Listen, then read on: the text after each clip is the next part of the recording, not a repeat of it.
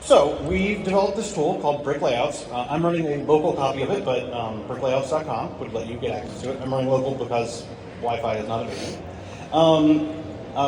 And we're going to talk about, if you have a Christmas tree that you want to run a train around, the things that you should consider when you're doing that for stability and allowing space for other things, clearance.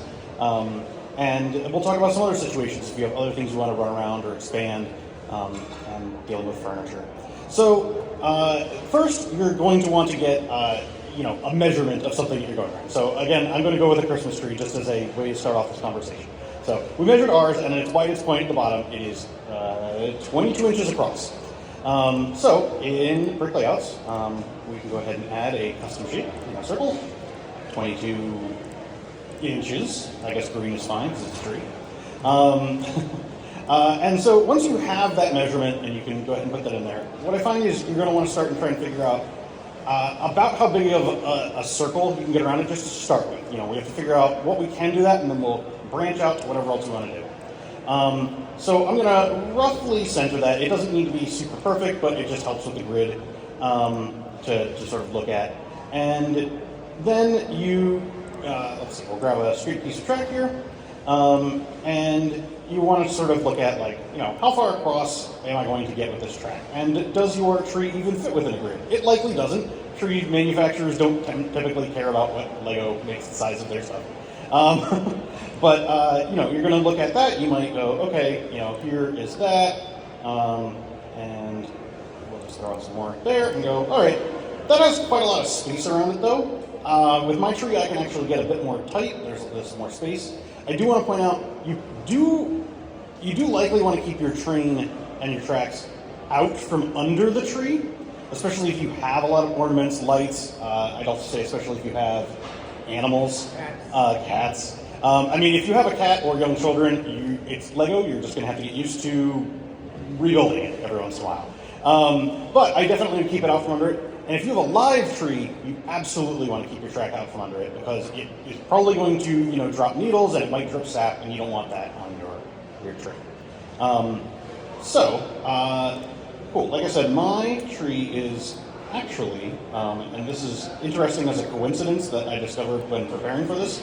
My tree fits perfectly in a standard Lego curve. A 22-inch tree around, not tall, just happens to work. That wasn't planned. It's not like I went out and bought a tree that was going to fit. Rich has a question. Yeah. So when you add straight track and you drop your first piece of curved track, it's going in the wrong direction. That is true. It's sort of just... How do you flip it real quick? Yeah, absolutely. So I can do it with any of the ones on the end. Everybody wants to know how you flip it. Oh, yeah, I think I may have reached for my keyboard and not shown you. So there's a rotate button right here whenever you're selecting a piece of track, which will change its direction. And it also is telling you right on this little hover menu that you can press R on your keyboard to make that even faster. Cool. So that's how you can do it. If it's pointing in the wrong direction, you can quickly change it. So I'm going to just complete my circle around my tree and get that as close to what would probably be true. There we go, like that. And so I'll start off with that. And so now that I've figured out, great, that's what's going to be my starting point. That's my tree.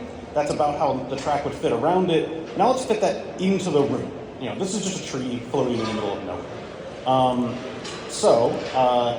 Again, I pre-took measurements of my own house, or actually, my wife did. So we can go in here, we can create another custom shape as a rectangle. So she made a little diagram so that I have it for reference. What if we forgot this at home? Oh no. Yeah. We almost did, because I've done it before.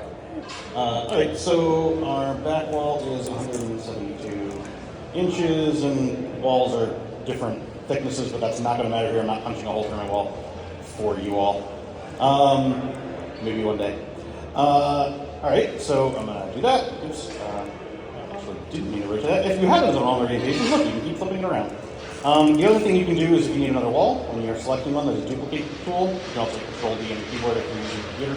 If you're on a mobile device, you won't have a control D on your keyboard. You'll just have to click on this duplicate button. Rotate that so that I get my other wall.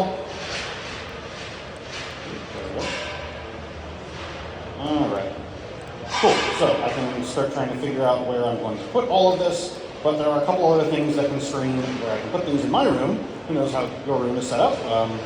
I have in my living room, which is where we're putting this. There's also a fireplace, so there's a bit of it sticks out a bit from the wall. So it is 72 inches by 24 inches. We're going to make that in dark red. These are all Lego colors you can select from. And I'm going to put that there. And it is centered on the wall, which is I'm going to eyeball it here. It's not going to matter in the end, but I can show you how to do it perfectly. It's not going to matter for what I'm showing you. Okay, good. Yeah, go ahead. You don't have it yet, I think on one that's center from the other, that kind of That's right. I don't have a thing that will auto show you the center lines. What you can do, and what I typically tend to do, is I go, well, I do know how far apart it is from the wall, and so I can just make a quick rectangle that's an exact measurement, put it there, and then align everything, and then just bump everything into each other if I need to make it perfect. So I have all of this space here in this corner, and then one more thing that I can't move. That's just in my room. It's physically part of my house. And then I have a bookshelf, which is 12 inches thick and is 168 inches. There we go. We'll make that tan. That roughly matches the color of the IKEA bookshelf. Turned on its side. Great. All right. And that I could move around, so I'm just putting it there for reference for the moment. So here we go. We've got this. When you're figuring out where this is, you absolutely don't want to, smash your track into the wall. You need to leave a little bit of clearance for your train to be making turns. And if something derails, you're going to want to be able to get back there. I will say that wherever you end up putting it, one thing that I do find quite helpful, especially because it's a tree and it's hard to get behind and get around, but things will derail and you'll have to reach back there. But to keep things from shifting, is once you figured out where you want this in your actual room, in your really building, is to build something to keep it off of the wall by the distance that you want. So in this case, let's say you basically could use Lego plates and just attach them to the track at a certain distance that'll keep it from sliding. You're getting any closer to the wall. So what if we had like I'm gonna eyeball this, but like a 2x4 plate in here. Okay, so that's not the right size, but so I can put that in there, and then I can just grab this and then move everything a little closer. So then, if that's actually connected to the track, then if something bumps your track, like your kids, your siblings' kids, your cat, your dog, whatever, it'll roughly stay in the right place. And so when you're running your train, it's not going to now hit into the wall because it slid too close to the wall. So that's a good way to keep that off of there. All right. So I got this. The things that you also need to consider when you're putting this is, I think especially if you have children, but really if you have anybody coming over, is you're probably going to have other things around your tree, like all the things that Santa brings. He needs places to put stuff. So at least think about that when you're putting things in. They do take up space.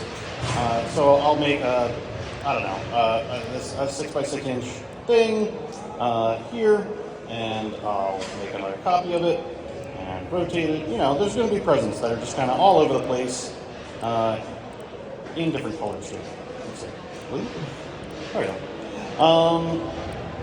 Anyway, so you want to make sure you are figuring out where's that going to go. Otherwise, what's going to happen is it's all going to pile up on your track, and now your train can't be seen on Christmas morning, and you can't run it on Christmas morning because you have to wait for people to open things and get it out of the way. So if you can plan ahead for that, like where are things going to go, so that this is here, it's visible, my whole show can be set up. All right, so now all we have right now is a loop. All we have is a circle. If that's all you want, great, wonderful. If you'd like to do a bit more so that you can have this running past, Christmas Village buildings and sets that you've purchased or mocks that you've made built, you're going to want to expand out past this. So, in my example here, what I'm going to do is I want to take the track and go across in front of my fireplace. So, I'm going to come in here, I'm going to add another curve, which I just did by duplicating, and I'm going to curve out the other way until it's straight. Now that's coming way out from my fireplace. That's probably just not where I need this to be. And that's fine. We can go ahead and adjust all of this until we find just exactly where we're going to want it to be. Hey, that actually might work out with that force stud offset that I have there. Great. Cool. So now I'm going to go grab some straight track and we can throw that across there. For this one, in order to make it so that your track doesn't run into itself, when you back up to there, you're going to want to come down by one straight piece, and then when you curve around and you go straight, now you've got two parallel lines. Cool. Great. So in a similar way, I would say you should find a plate or something that you can put here to keep your track from bumping into whatever object you're trying to go around. Again, because especially because this one is a long run of streets, it's going to tend to wobble around a lot more. So you can do a similar thing here. We can add in, at least for planning purposes, oops, that's a whole 32 by 32. We can add in some other amount of space here. I'm going to guess, and then I'll adjust it if that's not right. Cool, that's not exactly correct, and that's fine. So I'll make it, I don't know, 8. 3 by 8. Yeah, that's gonna work. My fireplace is not absolutely perfect, so it's not that a little bit. But so we'll keep going over here. Oops, not what I want. More streets. All right, when we get over here, we're going to just make a reversing loop back the other way. And then don't forget, you space this out by one street. Great. Now we'll come back in. Oops, too far. And we'll connect all that together. Great. There we go. Oh, I didn't put the other wall, but it's literally at the end of that black line. Great. So this would allow you to have enough space to run, keep things roughly in place. Again, I would say, find a plate to space this off from the wall because it's such a small space. You don't want it to move and then derail your train. And great. Now you have a cool thing that can be running by. If you want to place your buildings around it, I actually would suggest we probably bump off of the fireplace a little bit more if you even had a fireplace. I think another common solution would be if you wanted to run behind something, like a couch. If you were doing that, so if this was not my fireplace, but this is my couch, then you're going to want to come off of your wall probably an entire base plate. So then this is useful why I have a base plate. So you're going to want to come off like that much space off of your wall. And then you're definitely going to need something to brace that, because people flop onto couches and they slide back if they're not against some sort of furniture. Lego plates are not going to hold your couch from slamming into your wall. They're just going to crack and bend. So if you want to do that, which I do think is a neat idea, you could have a loop around your tree on one side, and then it could go and disappear behind your couch if your couch is next to your tree, and come out on the other side and do another loop around, I don't know, something you have on display there, or just be a place to turn around. Maybe that's where all your village buildings are. Train on one side, buildings on the other. But you absolutely need to brace it. So, get a box, a table, anything that's going to make it so that when that couch pushes back, your train is not just derailed. You also do want to leave yourself the ability to get into it from above, because certainly that's just going to be the place where it derails, is the hardest place to reach it.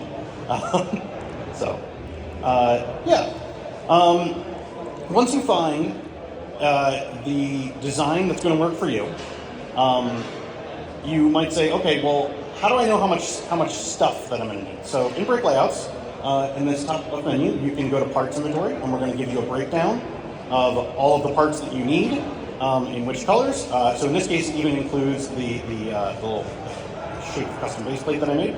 And if you just want to print this out to then go into your Lego room and pull those parts, we can hit print. It'll make a nice printout for you to get all those parts. You can also export it and put it in your favorite spreadsheet program. It can export the BrickLane kit.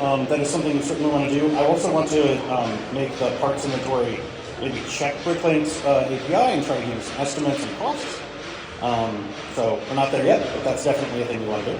Rich? It looks like we use like the track and stuff that other uses. Yeah, absolutely. So in this case, I was just going over standard Lego parts of straights and curves. But if you, especially depending on the size of your tree, you could space it out with the straights like I was showing at the beginning. but maybe also a larger radius of curve would work for you. If you have those, then great. If you don't, I can also help you identify which product you need and purchase them. So you'll see when you're in the menu here for track, I was just picking from right on the top line, which are all just sort of standard Lego parts. But scrolling down here, we have different radiuses of curve. These are produced by companies other than Lego, meant to be fully compatible with Lego. And so, yeah, you could definitely come in and, in fact, let me try and do this from a different perspective, but if you wanted to make a much larger curve, you can come in here and we can make a way wider curve for a obscenely big tree for that curve, but because that's a really big circle that would fit in there. But you can definitely do that, and then similarly, we're going to come into your parts inventory and we're going to say, oh, hey, how many of those R104s did you need? You can get those from BrickTracks. And in the near future, we'll actually have a link here to take you straight to that product. That's just not before you yet. Can you do a quick little build like on a table? Yeah, absolutely. Absolutely. Question. Yeah. So there's definitely other radius curves. There's also shorter pieces than a full-length straight, which could definitely come in handy to you depending on the shape of furniture or shape of tree that you're trying to get around. A quarter straight is roughly the same size also as a Lego flex piece of track. So if you have those, that can sort of stand in for that. Though this one's completely straight and doesn't bend. They're also half straights, and you can get these from various third-party manufacturers. The Lego track ramp is also in here if that's helpful to you, especially if you have small kids and they're going to want to maybe play with the train. If you have a place where it can sort of come off of your track and they can run it on the floor and then you can kind of get right back up on the track really easily, it is nice for that kind of purpose. Otherwise, I don't find a lot of uses for it. There is this one weird video on the internet that has this thing, there it is, where the train just kind of goes around and it comes off and it hits the wall and then it goes back on. I mean, that's an interesting use of that piece. I didn't plan that, but it just came up now. Okay, so yeah, you can definitely find different radiuses of things. The other thing is, maybe you can plan in the space for your buildings. We can definitely just simulate those as base plates if you want. I do have roads in here. But I also have a couple of different structures. So, if you want to plant in trees, maybe you're running steam trains. You want to put in a little water tower here. Great. You plan some space for where that's going to be so you can keep your steam trains rolling. We're doing okay? Cool. Great. So that's running on the floor. Really quickly, I'll also go over if you aren't going to be using your floor, and so you aren't going to be measuring your whole room, figuring out where you're going to move your couch or whatever it is around to fit behind. You might also have tables. Maybe you have your dining room table. Maybe you've gone to Target and bought some plastic folding tables. Maybe you have the tables that are provided by BrickFair. I don't know why you have those at your house, but those same exact size of tables. So we can start out with adding tables. We have 6-foot, 8-foot tables. They actually are the exact same size as the BrickFair tables. We also have the Lancaster plastic table, which does match a Target plastic table. That's a 60-inch table in terms of size. And if you need something else, for now you could just create a custom shape for that. But those do exist. So basically, what I would suggest if you were doing tables, because then you have your space constraints are a little bit different when you're doing a table versus walls that I can sort of draw into shape and just say, I'm just going to keep it in those. With your tables, you're going to position that furniture within your room somewhere, and then you're not really moving those around. So I'm going to take as an example. I'll try to go back to the one. Yeah, there we go. So we'll take some of these 6-foot tables. Go. Put another one down here. I'm just going to make myself a rectangle. You might have less space. You might have more space. I don't know. We're going to use this as a nice example. Once you have these on here, you go, well, that's where my tables are. I don't get a choice. My room's only a certain size. That's what I have. We're going to add another layer to build on top of that, because your tables you don't want to move around. Now you just want things on top of that. So down in the right-hand corner, I added another layer with a little plus sign. And I've selected layer 2 so that I can build on that. So I can no longer move this table. Like I'm clicking on it, nothing's happening. And so now I can go ahead and start adding track to this table. Zoom in, just using my scroll wheel. You can also, if you're not on a computer, if you're on iPad or your phone, you can just pinch zoom with your fingers. I was going to try and demonstrate that, but you wouldn't see my fingers. All right, so basically now you have your table, and we can do a similar thing. So we can, start figuring out. Oops, you need to rotate it more and more. What? Buildings. Oh yeah, I will. But you can do a similar thing. Start putting in your track. Oops, I put that in the wrong place. Great. Where's going to align the best to fit that on there? You can also put in your base plates if you want to just cover up your whole space and make it look nice and green. We can do all of that too. We can go ahead and fill up that whole table. That would take a while for me to start showing that to you, but I think what might be useful for you here is, we do have roads, so you could start, if you've got a nice snowy road system going on, we can at least represent those in here. Put in a T? Yeah, sure. There we go. Take another one of these, put it here. All right, there we go.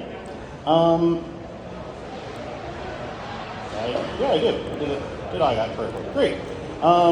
So now you might go, great, I'm going to plan in the different buildings that I have. So let's say that you have a 32 by 16, 15 is not 16.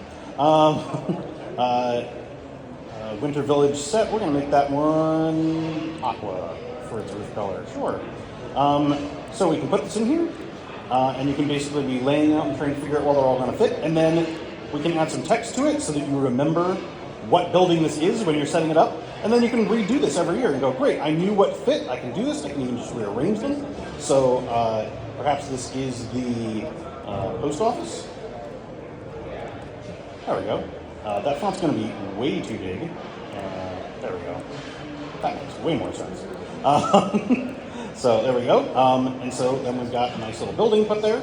And we can then start adding all of the other ones, and you can figure out how they're going to fit, what size they are. Maybe your mocks are actually really non-standard sizes, which definitely happens when you're starting to just build things. Even some of the Winter Village sets just don't come in like perfect base plate increments. So maybe you have something that is 23 by 13. Great, no problem. And yes, that's a slurry. Great, okay. And so you can make sure you figure out where that's all going to fit with each other. Is that not going what I want? There we go. It's because I made it a weird, awkward number. You can, with any of these shapes, if you would prefer them to show up, we can add a border to them. I accidentally moved that when I did that. There we go. To make that highlight nicely. If you also want to be able to see through things, I meant to mention this for the tree, even though I really caution against putting track under the tree. If you did want to put it under there, then I would suggest you turn down the opacity when you're doing this, just so that you can, see your track under it, just when you're designing. Yeah. So there you go. And you can figure out exactly what goes on there. Again, when you look at your part inventory, it's going to tell you, you need 4 tables, you need this many road plates. This is all the stuff that you need to pull out. And we will be shortly adding links for where you can go get those things. If you don't already own tables, we can recommend some places for you to go. So, there you go. Can you add ballast to the track? Ballast to the track. Yeah, so that is a thing that a lot of people have requested, and we're going to be adding pretty soon. It's the way that we've approached this, because we surveyed a bunch of people using it. We're going to make it so it's more of a visual thing in the program than you placing each part and trying to line it up with the track one at a time. Yeah. Right, so you'll be able to say, I want all of these pieces of track or all of my track, please show me ballast, and like how wide it ballast. And they'll go, great, I'll just draw that in. It'll look really nice for you. But it's not going to be like, let me make sure I have this ballast plate and this ballast plate. You're going to pre-ballast the track. Yeah, basically, and you can choose to do that. Yeah, absolutely. What about importing pictures for a post office? If I wanted to import the pictures. Yeah, absolutely. So you asked about importing pictures. You are going to be able to do this. In fact, what might be really useful for me to talk about here for just a moment is that if you, and you can continue asking questions, it's not to push you off, but I scrolled the wrong way. If you actually visit our website, BrickLayouts.com, the second link that's on there, there is a link on there to our roadmap and specific features. So that one is also on there, and you can actually look up a time frame on our roadmap of when we're planning to add effectively adding either custom parts or reference images, depending on the way that you were thinking about asking that. I think you were more asking about adding the set itself, so I would add it as an image and you can just drag it around. Yeah, well, like, I mean, we have a lot of lots. Our village is like 2/3 lots. Yeah, right, exactly. So you could take a top-down picture of that and then put it in, and when you do, it pop up a little menu that asks you, how big is this, so it can scale it properly in the layout. I can say that that's how it's going to work because I actually have a hidden thing for myself. That's how I add new track. And so we'll expose that as a feature in the next couple of months. Yeah, absolutely. And then if I didn't make it clear or mention this before, BrickLayouts works on any device that has a web browser, Mac, Linux, Windows, your iPad, your iPhone, your smart fridge, your anything that has your Tesla, because as long as it's up to date, so it has a more modern browser in it, yeah, any of those things. I mean, if you're running a device that's over 5 years old and you don't have at least the latest version of your browser, it might not work there. But if it was made any time in the past 5 years and you're keeping it up to date, it's going to work. In the future, our plans for this, so right now, if you, the URL here is a local one just because I wanted to avoid internet issues here. But if you go to it, it is free for you to use in everything that I just showed you. In the future, we're going to add online collaboration, which will have a subscription service because that's going to need to use our servers. But if you just go into it and you want to start planning things and see your part list and download an image of it, hey, I didn't show that. You can download the file and re-upload it to keep working on it later. You can also export an image of your entire layout. This one's going to look weird because I put a whole bunch of stuff in it. But you can do that. And that stuff's just going to work for you forever. You can check out our roadmap. Please do. Please sign up for our mailing list so you can keep up with every feature we're coming out with every month. We're adding new stuff. Also, if while you're here, I'll mention this again, while you're here at BrickFair, you sign up. Anyone who has signed up during the 4 days of this BrickFair, we're going to pick one of you at random, and you're going to win this set. So, please do. I'm assuming you're getting additional custom tracks. We're absolutely going to add more track. That's one of the things I think that kind of differentiates us from others is we're not going to make it so you have to go to those manufacturers. Instead, we're working on reaching out to them and making sure we get approval that we can include their parts, keep up-to-date libraries of their parts, and then you just start using our product and go, okay, I know of 4D bricks or Trix bricks or Brick Tracks or I don't know. FX bricks. Yeah, FX tracks. You could just be able to find those in the library. And Brick Tracks. But definitely, if you wanted to add your own custom parts, there will be a way to do that too. But I don't think that we should rely on all of you to have to do that, right? But if you have your own custom part that you made it, that makes sense. I have been experimenting with 3D printing. Yeah. Absolutely. If you're 3D printing, you might have some interesting designs. So.